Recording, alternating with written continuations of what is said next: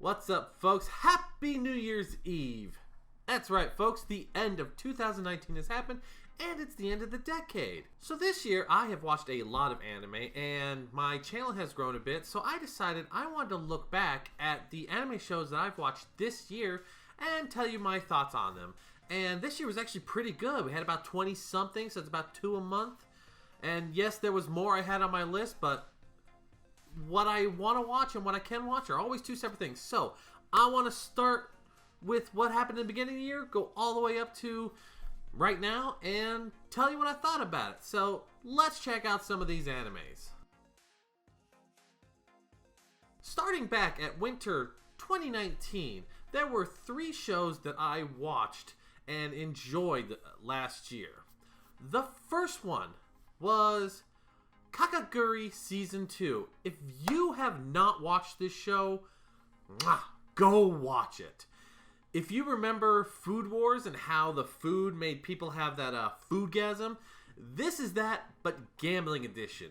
Your main character, Yumiko, transfers into this school where all the students kind of figure out their standings in the school by gambling and winning and losing.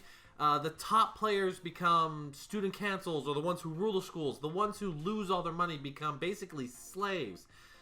Yumiko is the kind of girl who doesn't care about status. She is there for the gambling, and let me tell you, that girl gets off on her gambling. This was a good season, and I can't wait for season 3. The next anime, number 2, one of my personal favorites. I have read the manga, and I'm probably going to get the light novel eventually. It is called The Rising of the Shield Hero. This was an anime that pretty much cemented that isekai is going to be here to stay. Your main boy, Nafumi, gets isekai'd to another world with 3 other idiots. Yes, I'm calling them idiots. You have Idiot 1, Idiot 2, and that one's a pedophile. I don't care what anyone says. The kingdom summons these heroes to fight, monsters and a way, blah, blah, blah, basic isekai thing. But the thing that was very interesting about this is Nafumi is what is called a shield hero, and he gets blamed for attempting to rape the princess, who is a bitch, and she gets called that later on. And he becomes very cynical. Yes, he fights, but he fights in a very dirty way because he can't use weapons. He can only use shields. This was a very good anime. I love it. I love the manga. And the best thing of all, it's where we get Raphtalia. This is the raccoon daughter that we all need to adopt and protect. The third anime that came out in winter 2019 that I enjoyed was Kageyama-sama Love is War. This was a hilarious anime. It is a school romance anime where your 2 main protagonists love each other but are so prideful that they will not admit that they love each other. And the whole concept of this anime is you have the student council president and the vice president both trying to make the other one admit that they love them, even though they are so stupidly in love with each other. And it is just a great anime. The will he, won't he, will she, won't she kind of aspect was a great. And of course, this was where we got the infamous meme of the Chica dance. Alright, now moving on to spring 2019, there was quite a few shows that I watched. The first one is actually one I'm watching now because for some reason I wanted to watch it English, dubbed. It is Demon Slayer. By God, I am enjoying this. I am half tempted to just watch it in sub, but I really love the voice actors of this. I love the fact that your main character, he is becoming a demon slayer just because his little sister has turned into a demon and he thinks he can reverse her instead of having to kill her. I am loving this. I love the animation, the art style, the music, the pacing of this show. It's just like, every time an episode finishes, I'm like, oh my God, was that 30 minutes? It moves. There is no slow point in this. I have been enjoying this, watching it dubbed. I know there's going to be a movie out, and I'm hoping to finish that before the movie comes out. And if there's a chance for a second season, I definitely want to see this. The next one was one I actually watched on Netflix because it's a Netflix original. It is called Ultramani Magamel. The whole concept of this anime was there is a certain area of land where monsters and things happen, and to be able to go into it, to hunt, to search for it, you have to have a certain license. Your main character is someone who goes in and rescues people who have become lost, who are missing, and stuff like that. I had mixed feelings on this anime. It was both an interesting story, but it kind of sputtered out 2/3 of the way through. So it's like, there was a story there, but it almost seems like they were kind of spacing it out, hoping to stretch it to a second season. I don't know how I feel about that. If the second season comes out, I will give it a shot, but if that one doesn't really work out, I don't know if I would watch this. I don't even know if I would recommend this. If you want to just give it a watch, go right ahead, but it's not going to be anything really interesting. The third one is, let's face it, it was a money grab because it got people to buy the animes and the Nendoroids and all that, but it was a hilarious sellout. It is Isekai Quartets. If you are sick of isekais, this is not the one you want to watch, because this is an isekai that gets isekai'd. You got 4 different anime isekais where they get re-isekai'd into a different world, and they all have to go to school together. You've got Overlord. You've got the saga of Tanya the Evil. You have Konosuba, and you have ReZero. The chibi interactions of all these characters is adorable and delightful, and I truly enjoyed it. There's a second season that's supposed to come out next year, and the Rising of the Shield Hero, those characters are going to be isekai'd into this as well. It is adorable, and I gotta tell you, if you enjoyed any of those isekais, go watch this, because first of all, same voice cast. The animation it's cheapified, but they actually do pay attention to the actual anime, so you will see characters, you'll see things that happen. It is a great, funny comedy, and each episode's real short. They're only about 12 minutes or so, so if you wanted to watch all 12 of these episodes, you could bust this out in a couple hours. The next one is one that seems to have caused a lot of mixed feelings in the anime community. It is One Punch Man Season 2. Now, I'm watching it dubbed as well, so it is still streaming for me. I have not finished it.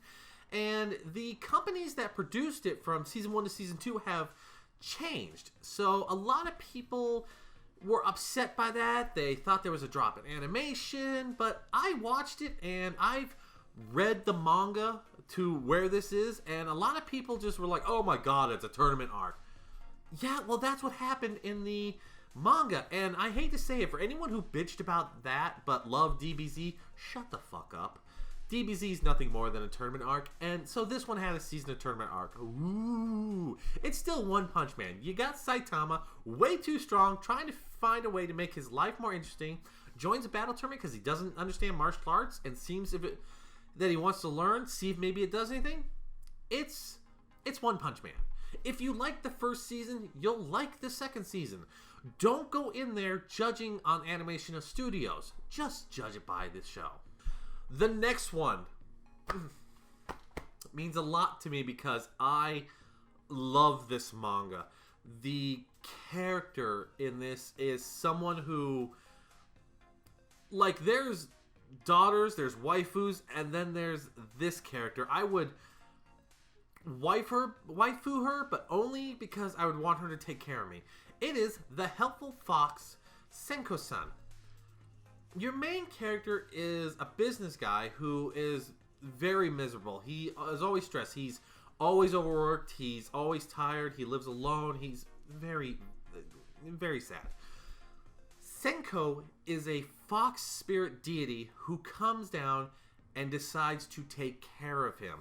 Now, throughout the manga and the anime, you do see little clips of things that maybe she knows about him in the past, and maybe he has something to do with her past, but the loving care that she gives to him is so wholesome that if it was candy, it would rot your teeth in a heartbeat. But I love it because all she wants to do is pamper him, and all he wants to do is be pampered by her.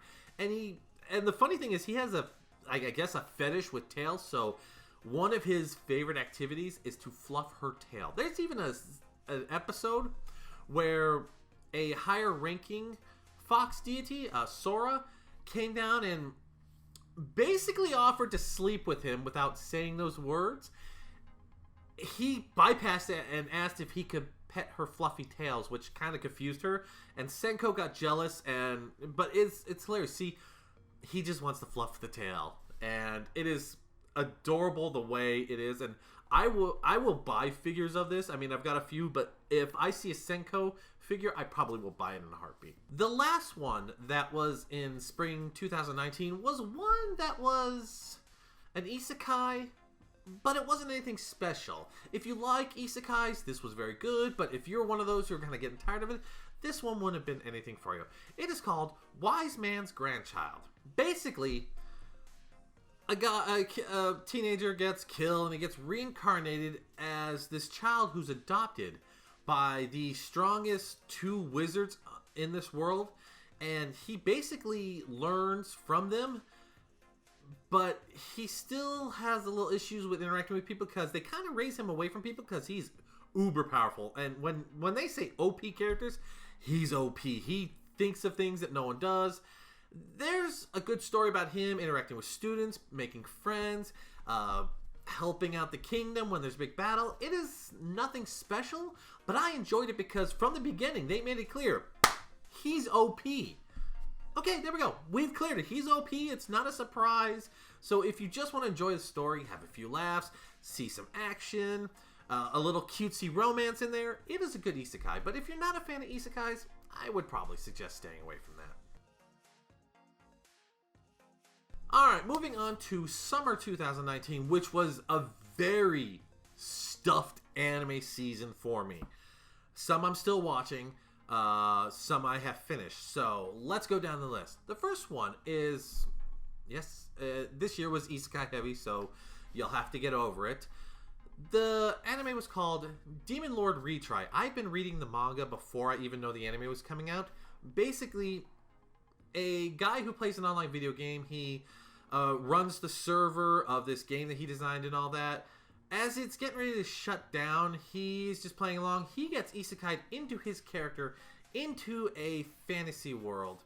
And he is considered a demon lord, which people, of course, want to kill demon lords, but he's kind of not normal. He doesn't really care. He's OP, but he also realizes that he's got to do things to survive in this. He meets a one-eyed girl who was injured, and he starts taking care of her, heals her up, and as he travels, he meets with characters. The three Saint Sisters, who are supposed to be protecting the land. One of them kind of falls in love with him, but she's tsundere. The older one, who's battle ready, he's got a different form. She fell in love with that form. And the one who's kind of more angelic kind of likes him, but is very kind of standoffish because she doesn't know how to trust him. And the other characters that come into this, it's really good. It's a good isekai for having a little bit of a difference, especially that whole video game thing. I liked it. I hope there's a second season. I'm reading the mangas.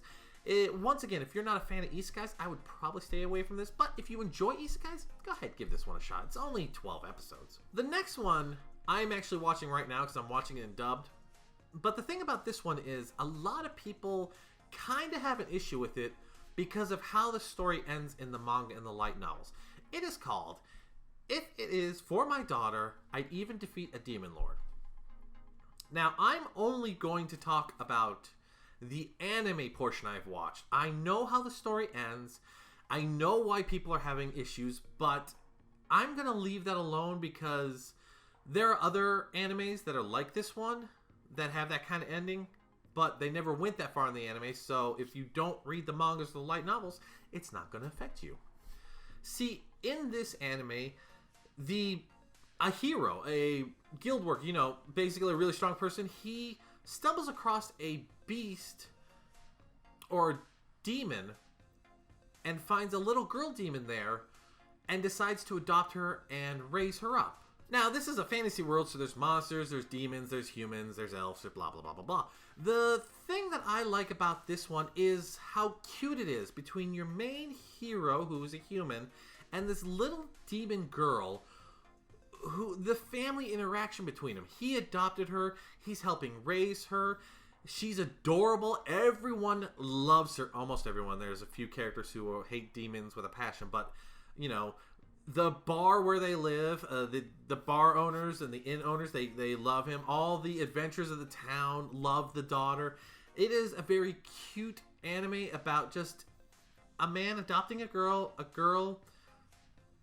you know, a girl and father figure loving each other and going out in an adventuring world. It is a very cute anime. If you know the ending of the story, don't spoil it for anyone. But if you're interested to know why people are upset, I would suggest go reading the manga or the light novels if they have it, and you will understand. The next one is Japan's way of tricking people into learning about science. It is Dr. Stone. I can't explain the hype of Dr. Stone, but at the same time, I love the anime. The whole backstory, a quick synopsis of it is sometime, I guess around our time or whatever, a big flash of light happens and everyone turns into stone. Thousands upon thousands upon thousands of years later, our main boy, Senku, who's like a super uber genius, breaks out of the stone and comes to realize that, you know, technology's gone, everything's gone. So he wants to rebuild the world back to the age of science. And he breaks out his friend out of stone, and the girl that he likes, not Senku, but the muscular guy, I forget his name, his potential girlfriend out of stone. And then they release basically Japanese Tarzan out of stone, and then he kind of wants to just make a new world where the strong survive and science does not. It's a very good thing, and the thing I realized while watching it is you actually start learning about science, because there's a bunch of things I didn't know about certain things like metals and glass and electricity, but once I watched this and then I actually was curious, I would look it up and find out it's actually real. So this is anime's way of tricking your kids into science, and it is a good anime. The next one is one that I've started, but I stopped because there was so much that I'm watching. I really need to get back into it. It is called Fire Force. In this world, humans, for some reason, are starting to spontaneous combust, and when they do, they turn into monsters who, you know, cause damage or stuff like that. The Fire Force Brigade is a group of basically firefighters who have been trained to defeat these demons or help them move on or something like that, because most of them, they turn into fire and they don't really do shit. So, you know, you just gotta, you know, make them ascend to heaven or hell or whatever. But some become monsters and all that. Your main group is Fire Force number 8, and the newcomer, he can use fire because apparently in this world certain generations of people can use fire, and he can basically use fire in his feet, so he does a lot of breakdance fighting and stuff like that. And he becomes a new member, and he's trying to figure out why it's happening. And I guess there's something with his brother. See, I'm a little out of the loop. I think I got to episode 10 or 12. I can't remember. I need to catch up. It is a good anime, and if there wasn't so much that I was watching, I probably would have kept up. So if you enjoyed Soul Eater, I would say go watch this because it reminds me of it. All right, the next one is a harem. But my best way to describe it is a harem where each girl has a kink. Yeah. And it's one where I kept going, this is just 2 steps shy of a hentai. So, it's not for kids. I'm going to tell that right now. So, the name of this anime is Hensuki, Are You Willing to Fall in Love with a Pervert as Long as She's a Cutie? In this anime, your main character, how do I describe it? Kiryu is his name, first of all. When he goes to his school locker, no, not to school locker, he went back to the art class that he is part of, and he finds a letter that is addressed to him, basically professing their love. Now, they didn't sign it, but the one thing that they left, which was quite interesting, was a pair of their panties. Yeah, it starts like that, and then it goes on more. Because now he's trying to figure out, first of all, who sent him a love letter and why did they leave him panties? So he tries to figure out, okay, there was only 2 or 3 girls who could have been in this room at the time. The first girl is the senpai, who is plot heavy, who he first asked, and it turns out not to be her, but she wants him to be in a relationship, and the relationship is she wants to be his pet. Yes, and I mean that full force. Collar, leash, calling her a bad dog, giving her head pats, stuff like that. Yeah, we're going to go with that for now. The second girl who may or may not have been part of this is someone of a lower class. I don't know what they call those. But she's a small, tiny girl and all that. But she wants a relationship with him. But she wants to be his master. She wants to control his every move and tell him what to do and make him follow her commands. Yes, I'm not kidding. I'm trying not to laugh while I explain this. It is odd. But it's funny because each girl is very unique in the way. Like I said, we have one that wants to be pet, one that wants to be master. Later on, you find one who is only interested in him because she likes drawing boy love between him and his best friend. There's a girl who kind of has this hoodie as a rabbit who is basically a stalker but not in love with him. His best friend is a lolicon, and later there's a student council president who gets off from smells and apparently likes his. It is just 2 more steps and this would have been hentai. So it was quite interesting. I've read the manga. The anime was a bit faster than the manga, so if you are okay with that and you enjoy the ecchi, I would say go ahead and watch this. The ending, I didn't like the girl who it was, but what can you do? Alright, now for the one that, I hate to say it, really pissed me off. There was a few saving graces in there, but not enough to make me not be pissed at this anime. This anime was Afaritu, From Commonplace to World's Strongest. This is the light novel that I love the most. I literally have all the light novels that have been printed out in English as of right now.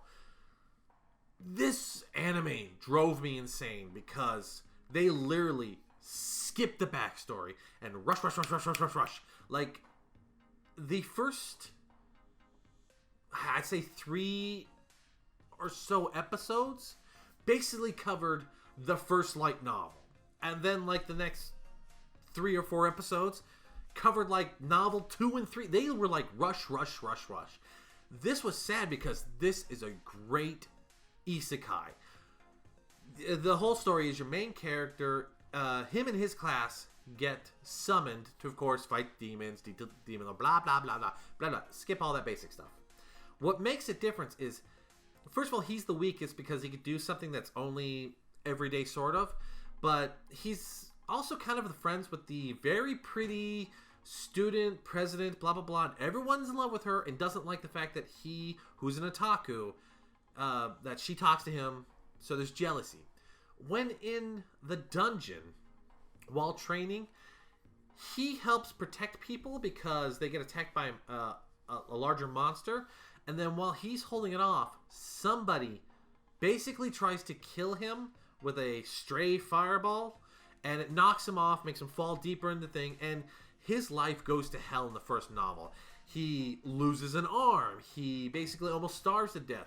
He's forced to eat monster meat, which you're not supposed to because it's poisonous, but he survives it because he finds this magic stone that's basically dripping healing stuff or whatever, and it mutates him to where he can use demon magic and stuff. And when he finally gets out of this with a vampire lolly who he finds in the dungeon and helps her, his attitude towards his class is, fuck you all.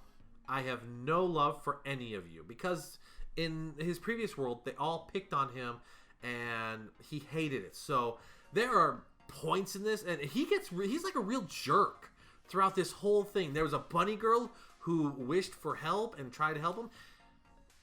He would shoot her with rubber bullets in the head when she annoyed him. He would when people convinced him to train people, he did training that would put Tanya from the saga of Tanya and Evil to shame. This guy did not care. There was a point where he killed a student because they joined the demon side, and even though he could have saved them and the teacher was begging him, he blew that guy's brains out. It is a dark story. Now, if you watched this anime and you were disappointed, please go read the manga. Go read the light novel. I guarantee you it is leagues beyond this anime. This is one of the few animes I have truly hated. The only saving grace for me in this anime was two characters. The perverted dragon lady later on, because whoever did the English voice actor, oh my god, she fit it perfectly. And the mermaid daughter who adopts our main character as her father. Those two characters alone made me enjoy the end of it. Other than those, if those two weren't there, I really freaking hated the way the company did this. Supposedly there's a second, maybe a third season of this. If they do this, I hope the company paid attention, read that everyone didn't like it, and extend the crap out. I've got 7 light novels, and there's, I think, a couple more. You've got enough material. Space this shit out. 1 season, 1 light novel. That's all you need. Maybe 2 light novels, depending on which ones. Don't rush it. The next one, of course, is another isekai. This one I've been reading the manga, and this is another one where it's not really anything special. You have to be a real lover of isekais to actually enjoy this, in my opinion. So if you decide to skip this, I understand. It is called Isekai Cheat Magician. 2 characters get isekai'd, and they don't arrive at the kingdom because shit happened, and the transfer over got messed up. They end up in the wild, and they get saved, and then people start helping them out, and they come to realize that they're very strong and stronger than the other people. There's, of course, demons that they have to fight. The thing about this is, if you've seen one isekai, you've seen this one. There's nothing really special. I like the characters in this. I've been reading the manga, but if you're not a true fan of isekai, I probably would not suggest this.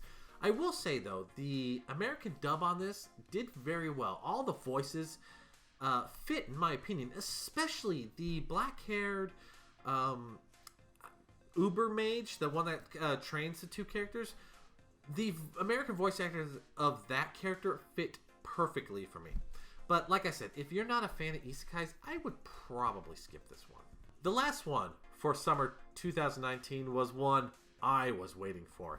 Now, I remember watching the first season of A Certain Magical Index and loving it because it was magic and science versus each other. And in my opinion, the whole a certain scientific world, we'll call it, does the whole magic versus science properly.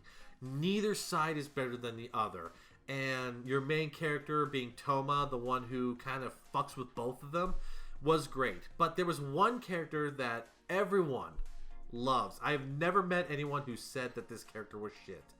It is Accelerator. So Accelerator was kind of the bad guy in the beginning of A Certain Magical Index, and then he kind of became not even an anti-hero. He makes it straight out he's not an anti-hero.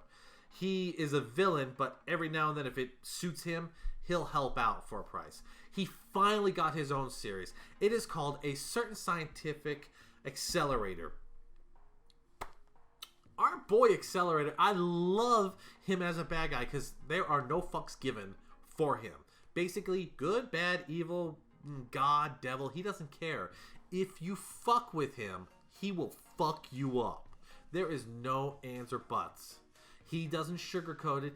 He's not going to let you live. One of my favorite things about him was some of the imaginative ways he told people that he would fuck with them.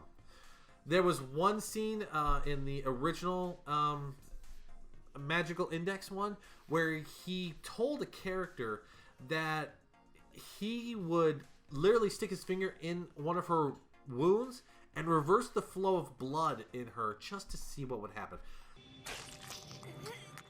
Right now, the vector I'm in contact with is the heat from your blood. Use your imagination for me. What do you suppose would happen if I reversed your blood flow? Answer the question correctly, and then you can rest. In pieces. So, in this series of his, he gets drawn into this one character who has been working with an organization that is reviving dead people to use their powers for their own good. It's like zombies, but, you know, kind of mystical. It's a little weird. I love his character and the way that he fights people in this, so I was happy that I got this. They kind of set it up for a second season. I don't know where this falls in the whole timeline, but I think it's before season 3 of a certain magical index, and I really hope so because I kind of want to see more. Alright folks, we're finally at fall 2019. Are you still with me? I thank you if you are. Now there were 5 in this, a few I'm still watching, and 2 that I finished. One I just finished like yesterday, and I oddly enjoyed it. So first, let's start with the first one that came out early in the month. It is called Kimi no Machi Rise Up. What happens when a luchadora-style wrestler gets isekai'd? Well, apparently, since he's a pet-loving person and the princess asks him to defeat demon monsters who basically are animals, he German suplexes her and then runs away and then decides he's going to be an adventurer so he can make money and open up a pet shop. I kid you not, that is the plot of the story. It is funny because even though it's an isekai, it's still they do all this wrestling stuff and he defeats people by fighting with them wrestle style. Whenever he comes across a beast, he gets very excited. There was a werewolf who he basically petted and nuzzled to the point where the guy lost the will to fight. He travels with a wolf girl, a dragon girl, a vampire. It is quite funny. So if you like the comedy aspect of what would happen if a wrestler was isekai, I would definitely say watch this. The next one was one I actually finished recently, and surprisingly, I enjoyed it. It is Arisuki, Are You the Only One Who Loves Me? This is an anime that proved that anything can be a bad guy, including a bench. なぜあんなところにベンツェがあるんだよ。考えろ、これまでこいつが現れるたび俺は不幸のどん底に叩き落とされた。つまり今回はまさかサンちゃんの好きな人って。 And yes, if you heard that music in the background, that does sound like a knockoff Darth Vader song, but I don't care. It fits the bench perfectly. Basically, your main character is a boy who has a childhood friend, and you know she's kind of very touchy-feely, and then a senpai who is a female student president. During basically dates with each of them, they confess their love for his best friend on this bench. And then they ask him to help out, and of course, he kind of agrees, but he kind of realizes that if both of them are in love, and he can hook up one of them, he could date the other one. Now, while making this plan and all that, and sitting in the library, this other girl, who's nicknamed Pansy, she walks up and she sits down, she talks to him, blah, blah, blah, and basically tells him that she knows about what he's planning because she's a stalker for him. She has a bench in the library for some reason. It's the same exact bench because it's evil. She confesses her love for him. And he doesn't like her because she's Glasses the nerd, the tied up hair or whatever. And although I think she's gorgeous like that. And even though he says straight out, I don't like you, she goes, I don't care, I love you. And she basically blackmails him to come visit her in the library all the time. Later on, his best friend, who the two girls like, eventually confesses that he likes the girl that likes him, and he would like help, and he kind of goes, no, I don't want to help, even though he's trying to help these other two. And it's a very interesting love. I don't even know what shape it is because it's like a triangle with an offset and a line. More girls come out later on, and most of them I could really give a crap about. I mean, there's the journalist who actually tries to isolate him by making everyone hate him. There was this redhead who was really mean to him, but then when she tried to apologize, she tricked him into telling him what he likes, so he changed her hair color, and I really didn't like it when she went black. There was a... What was it? It was a stall worker who, he talked to. She doesn't like him like that, but she basically came in and promised to help him. And there's just so much of this comedy in there, boy likes girl, girl likes other boy likes other. It's hilarious. And the way they ended it kind of bothers me because it was never resolved. It almost seemed like they did it for a second season, and I don't know, I watched it yesterday, and so I'm still processing a lot of it, but it's an interesting rom-com, a little different, so I think you all should give it a shot.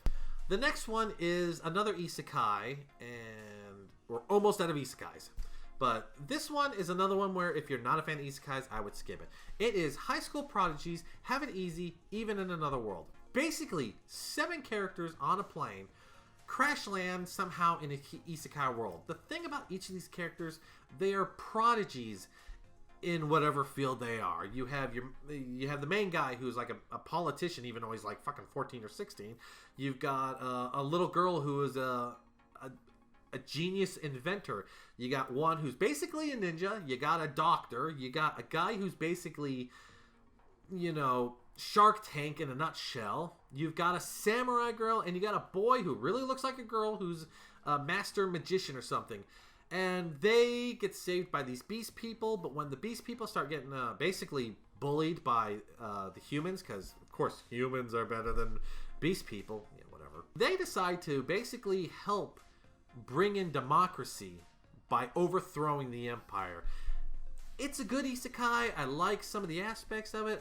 For some reason, I don't know why mayonnaise is always something so magical in a magical world, but they start using it for currency or whatever. It's a good isekai. I like it. I've read the manga.